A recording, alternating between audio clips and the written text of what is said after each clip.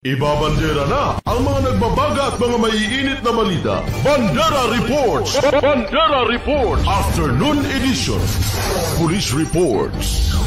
Hospital Reports. Market Reports. Weather Update.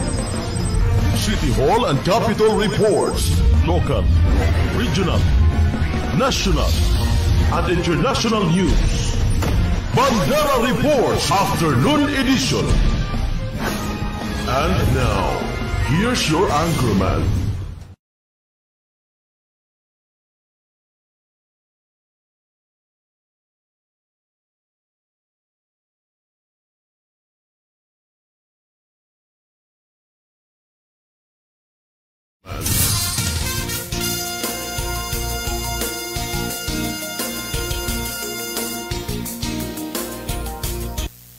Bandera Reports Afternoon Edition.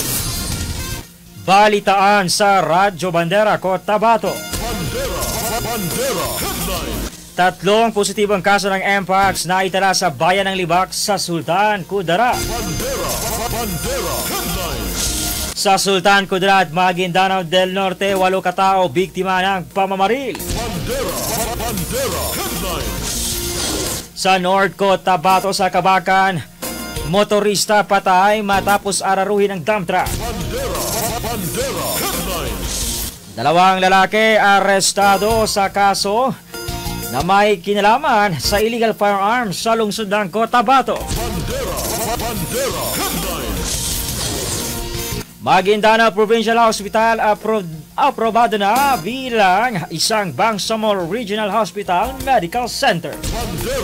Bandera Headlines. Bandera Reports Afternoon Edition.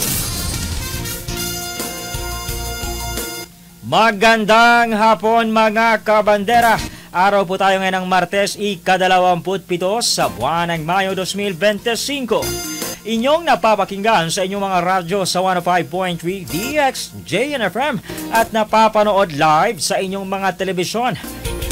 Hatid ni Maguindanao Sky Cable sa Channel 4 at 33 at inyong nasusubaybayan sa Facebook page ng Bandera News TV Cotabato.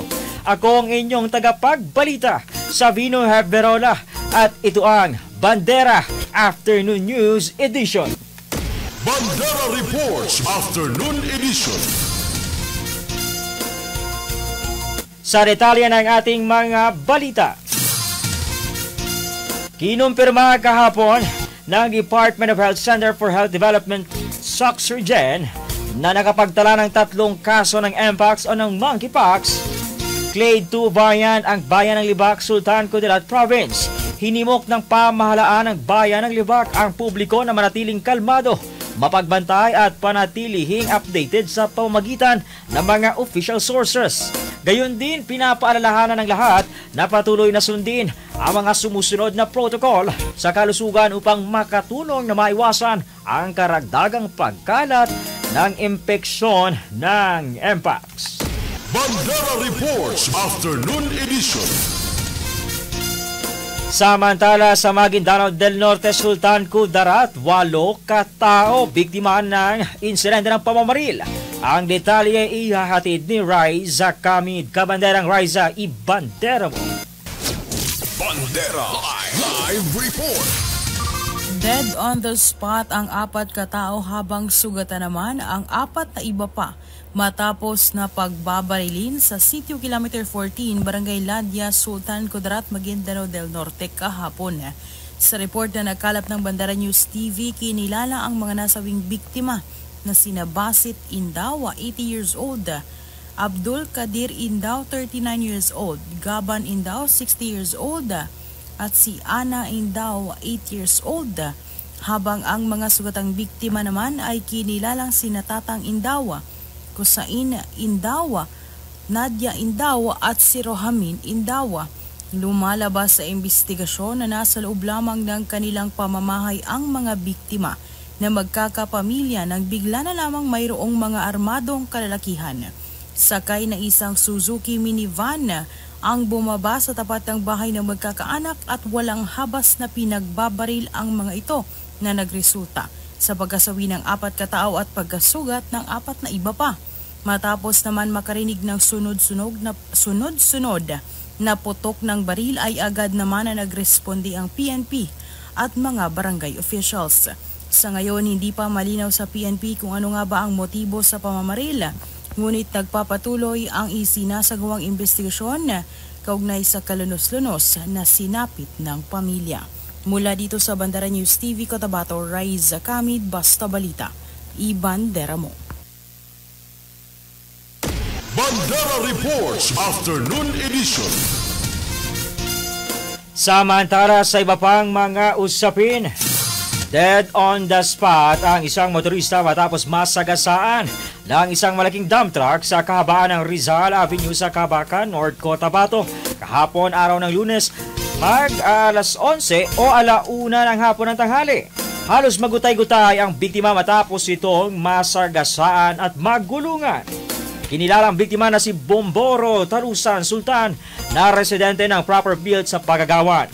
Sa ngayon nangangalap pa o iniimbestigahan na ng autoridad ang nasabing insidente. Bandera Reports Afternoon Edition. Sa iba pang mga usapin, dalawang lalaki arestado matapos makita ang may bit-bit na baril sa bahagi ng Rosario Heights 3 sa lungsod ng Cotabato. Ayon sa kapulisan, nakatanggap ng report mula sa isang concerned citizen ang mga Marines sa lugar na may dalawang individual na sakay ng motorsiklo ang may bit-bit o namataang may mga armas. Agad naman itong hinabol ng mga Marines na naging resulta sa pagkakaaresto ng dalawa. Sa mga detalye, kinilala ng kapulisan ang mga nahuli na sina Abdul Rahman Adarping at Jemel Badal na pawang mga residente ng Barangay Makir sa Daturin, Sinswat, Maguindanao del Norte. Nakuha mula sa pag-iingat nila Abdul Rahman at Jemel ang isang caliber .45 pistol, magazine at mga bala. Sa kasalukuyan, nasa kusturya na ng kapulisan ang dalawa habang ihahanda ang kasong paglabag sa Comelec Gun Ban o ang Republic Act 1167 at ang Republic Act 10591 matapos walang maipakitang sapat na dokumento ang dalawa. Bandera Reports Afternoon Edition.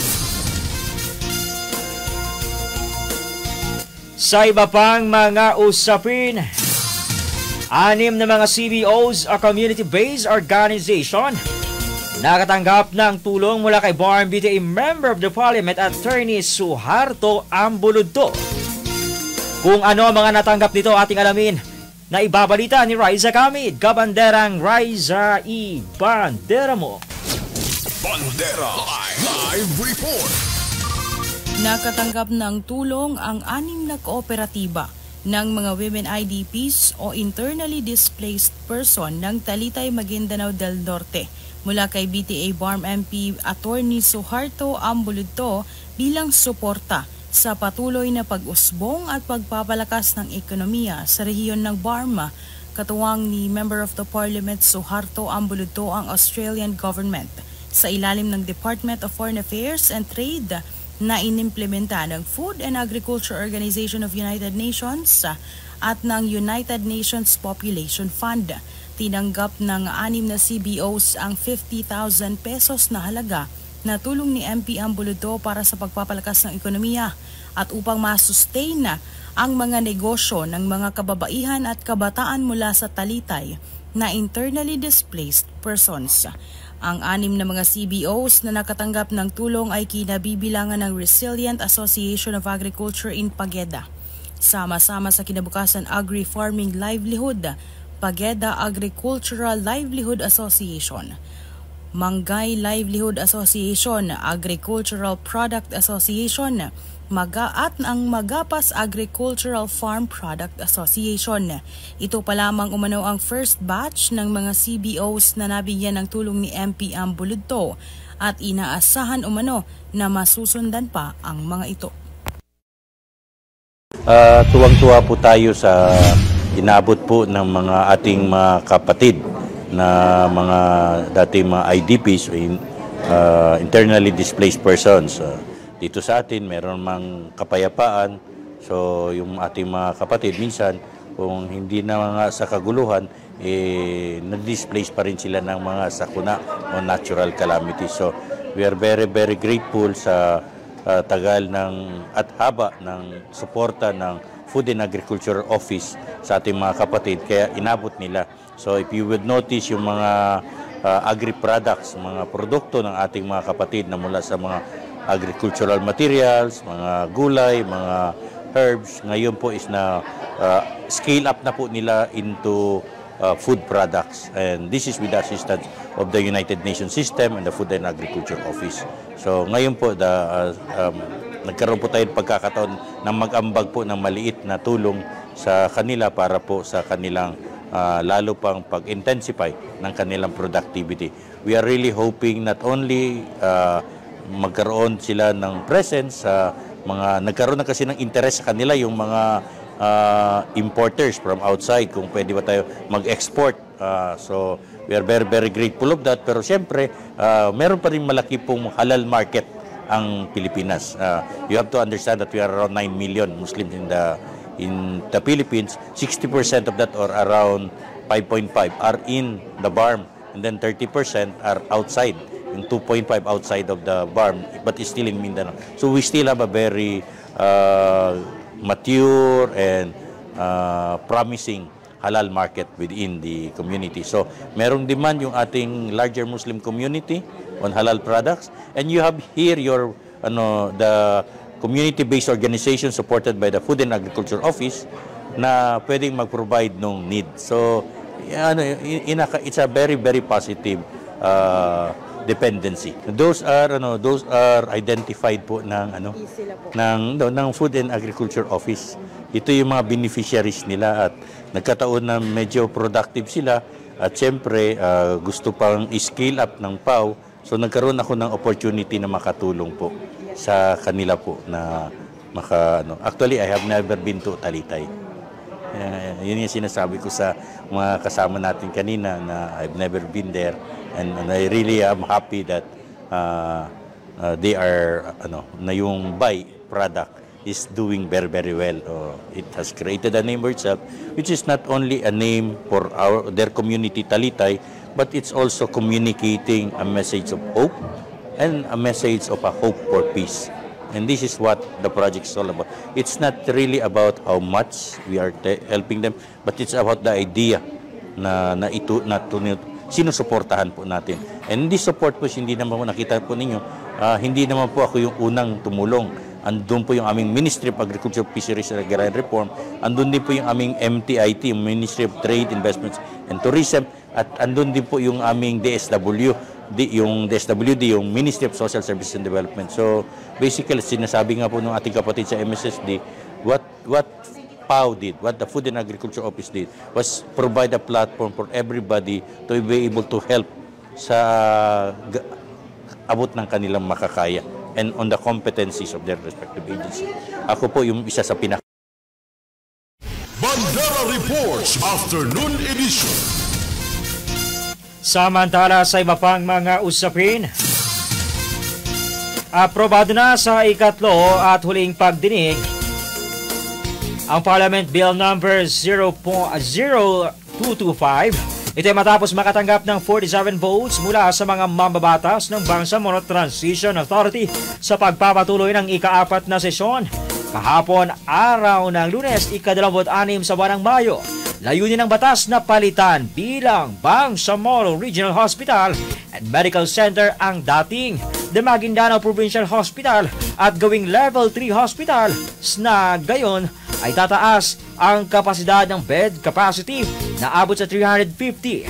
Paglalaban din ng mga pondo para dito at para sa iba pang mga layunin. Ang Parliament number 225 ay inakdaan ni na MP Bainan o Baintan ang Patuan, Cadil Sinulunding Jr., Attorney Pahani Uyuyon, Hasmini Dilangalen, Amrusi Makatanong, Eddie M. Ali, Froylin Mendoza, Soharto Esmael, Mosber E. Aludin, Khalid M. Haji, Abdullah Haron, Haron M. Abbas, Ahmad Abbas at Anthony Lee. Bandera Reports Afternoon Edition. At yan ang kabuuan ng mga balita na aming nakalap mula dito sa News Center sa Bandera News TV Cotabato. Ngayong araw ng Martes, ika-27 sa buwan ng Mayo 2025. Sa ngalan ng aming Presidente Estrelita Juliano, sa aming Station Manager Jasper Acosta, Field Reporters, Cameraman at Technical Team. Ako ang inyong tagapagbalita, Savino Haverola, at ito ang Bandera News TV Cotabato. 105.3 Radio Bandera Cotabato City. Inakarespetado sa news and current affairs. Ito ang bagong radyo ng sambayanang Pilipino. Radyo Bandera. Tahanan ng mga balitang totoo, musikang bago at may serbisyo publikong tao sa puso. 105.3 Radio Bandera. Iwawagayway ang bandera ng Balaya.